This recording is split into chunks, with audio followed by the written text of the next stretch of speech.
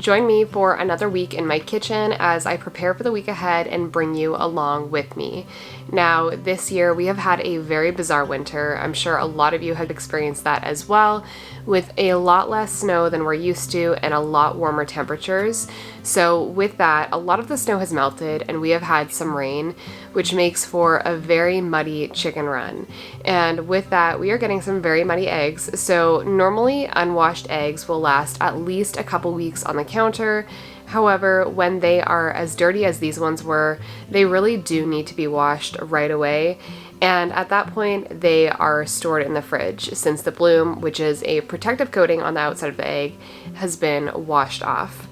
Our egg cartons are looking very pretty these days now that a lot of our hens have started laying again and that all of our leg bars that we got last spring are in full production.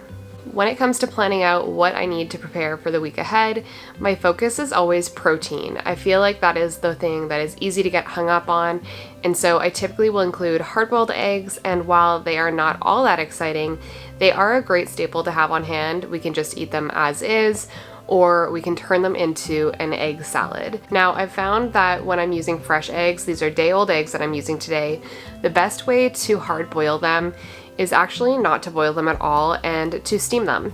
So all you need to do for this is fill a pot with a steam basket with some water and bring that to a boil, add the eggs to the steam basket, cover it with a lid, and allow those to steam for 12 minutes.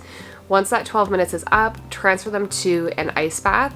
You can honestly just use cold water for this and allow them to sit for several minutes to stop the cooking process. And this is also going to help make them super easy to peel. You'll see just how easy this is later in the video. Now, another staple that you've seen me make in these videos many times before are some homemade gummies.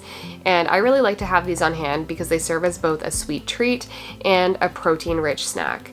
So for this batch, I ended up making a cranberry lime gummy, and I used some homemade cranberry juice for this.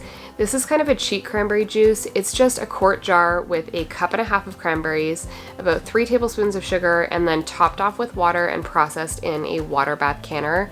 Now, I would really like to try steam juicing cranberry juice to make a more true cranberry juice.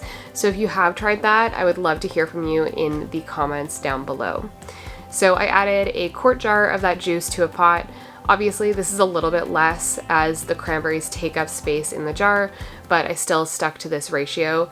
And I added a splash of lime juice to that, and then I added 5 tablespoons of grass-fed beef gelatin. I'll link the one that I like in the description box down below. Now, it's not necessary to measure the gelatin out separately, but I do find it helpful because it's going to help avoid any clumps as the gelatin blooms. So I sprinkle that over the top, allowed that to bloom for about 5 minutes, and then I turned the heat on to medium and whisked that together until the gelatin is dissolved. Now, you can get fancy with this and use gummy molds to have different fun shapes, but I typically just keep this very simple and pour it into a glass dish, allow that to fully cool for several hours in the fridge, and then I slice those into squares for a great snack to have on hand. This is something that you can really customize, so if you want a firmer gummy, you can add more gelatin. That's also going to add more protein. Or if you want something that resembles more of a jello, you can just add in less gelatin. Another staple that I like to have on hand are homemade crackers, and that's just because most of the options that are available at the grocery store either have not the best ingredients or they are very pricey, and they are really easy to make at home. So today I'm making a homemade cheddar cracker. Now, typically I just do a plain oat flour based cracker. I'll leave that recipe in the description box down below as well if you're wanting something more simple, but these are delicious. So to start out, I shredded 8 ounces of sharp cheddar cheese, and then I added that to a stand mixer along with a teaspoon of salt and a cup of flour. I'm using a gluten-free all-purpose flour that I have to use up, but oat flour also works perfectly in these, or you can stick to just a regular all-purpose flour as well. As I've done this more, I've come to the conclusion that I prefer to do this in the food processor just because I can shred the cheese directly in the food processor and then blend it all up in there. I also added in 4 tablespoons of softened butter and then got that mixing on low speed until it was looking nice and crumbly.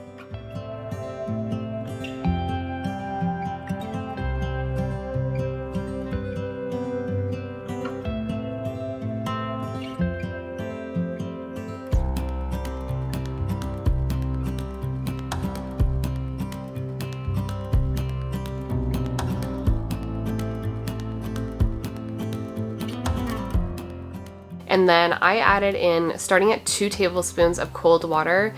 Now, sometimes 2 tablespoons is enough. Sometimes I find that I need more like 4 tablespoons of cold water just to bring this together into a dough. So once a dough has formed, I form it into a disc and wrap that in beeswax wrap and place that in the fridge for at least 30 minutes. Now, honestly, sometimes I just skip this step entirely just to save time, but it really does help to prevent them from spreading as they bake.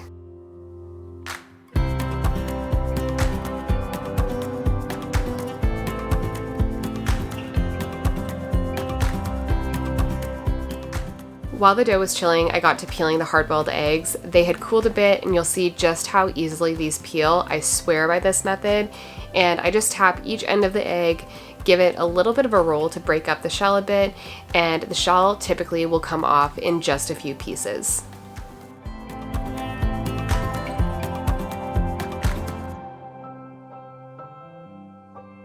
So after the dough has chilled, I rolled the dough to about 1/8 of an inch thick, cut it into squares, and for any of my other cracker recipes, I just typically roll this out directly on the baking sheet, lined with parchment paper, and then cut it into squares on the baking sheet and bake just like that. But since this has the cheese in it, I don't want them to stick together, so I cut them separately and transfer them onto the baking sheet. And these bake at 375 for 15 minutes.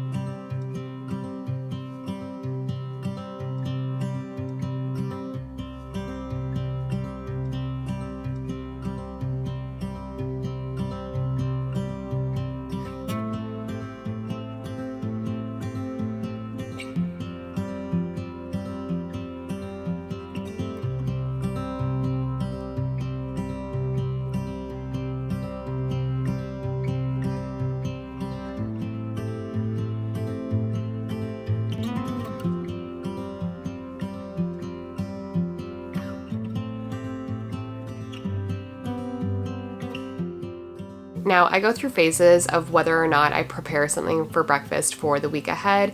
So on occasion, I do things like egg bakes, but typically we just keep breakfast really simple, make it fresh each morning, and it's usually something like eggs, bacon or sausage, and maybe potatoes to keep it really protein rich for our first meal of the day, to start the day off with stable blood sugar. Now, on occasion, I like to switch it up, and this week I decided to make a few jars of overnight oats to have on hand. So to each pint jar, I added 1/3 cup of rolled oats, 2 tablespoons of collagen, and then I also added a tablespoon to each jar of brewer's yeast, which is really high in B vitamins, and it's also going to provide a little bit of protein. Now, you can also add in things like chia seeds or flax seeds, which are going to help thicken them up. I didn't do any of that today, so I just mixed together all of the dry ingredients before topping off the jars with some milk.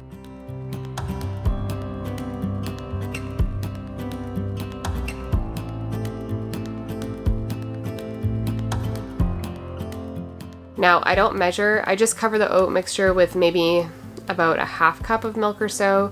You can also do Greek yogurt, again, just to increase the protein on these. And then to each jar, I added about 2 teaspoons of pure maple syrup and a good splash of vanilla extract. Got those all mixed up, and then I topped these off with some frozen raspberries.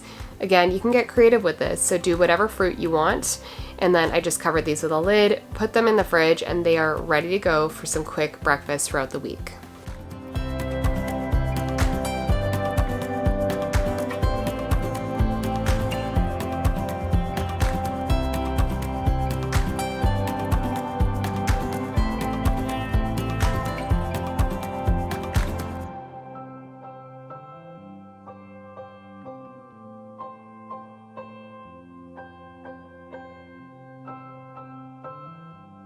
Now, when I'm on top of things, I like to prepare some homemade hydration drinks to have on hand in the fridge ready to go. My husband loves to have these. I honestly don't do this most weeks. I'm trying to be more consistent with it because I typically will just make them as we need them, but it's a lot more convenient just to do it all in one go and have them ready to go in the fridge. So to a quart jar, I add about a tablespoon of our raw honey and then a good pinch of salt, a couple tablespoons of lemon juice, and then a few drops of trace mineral drops. Now, this essentially makes a homemade Gatorade or an electrolyte drink with a lot better for you ingredients.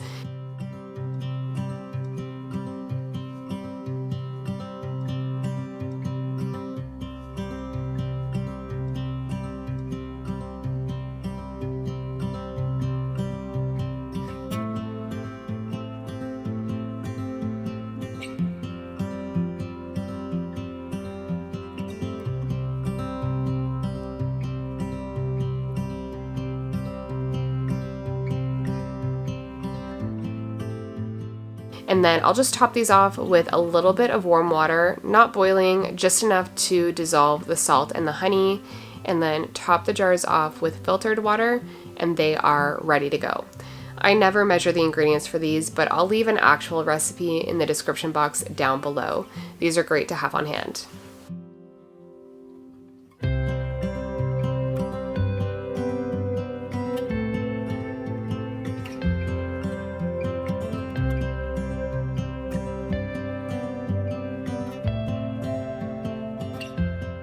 Once the crackers had fully cooled, I transferred them into a couple quart-sized mason jars for storage, sealed them up, and at this point the gummies were also fully set, so I sliced those into squares so they're ready to go when we need them. Thanks for joining me for another day in my kitchen as I prepare for the week ahead. I hope it's a great one for you, and I'll see you in the next video.